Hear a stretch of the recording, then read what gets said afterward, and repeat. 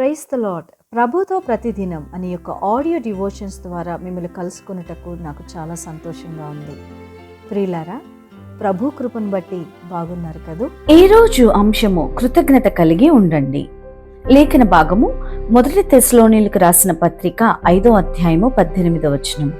ప్రతి విషయములోనూ కృతజ్ఞతాస్తుతులు చెల్లించుడి, ఇది యేసుక్రీస్తు వలన మీ విషయమై దేవుని చిత్తము. స్నేహితులారా, ఈరోజు ఈ వాక్యం మనకు కృతజ్ఞత యొక్క ప్రాముఖ్యతను గుర్తు చేస్తుంది. జీవితంలో అన్ని సజావుగా జరిగినప్పుడు కృతజ్ఞతాస్తుతులు చెప్పడం సులభం, కానీ కష్ట సమయాల్లో కూడా కృతజ్ఞతా హృదయం కలిగి ఉండమని దేవుడు మనల్ని పిలుస్తున్నాడు.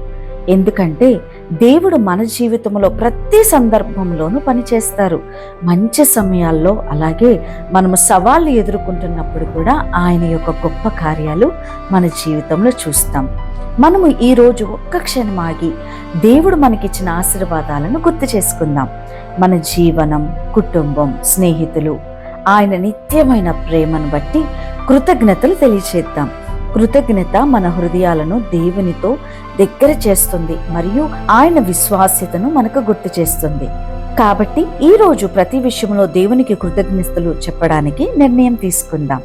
ప్రార్థన. మహాపరిశుద్ధుడైన దేవా, నీవు మాకు ఇచ్చిన ప్రతి ఆశీర్వాదానికి కృతజ్ఞతలు. కష్ట సమయాల్లో కూడా నీ మంచితనాన్ని చూసే కళ్ళను మాకు ఇవ్వయ్యా.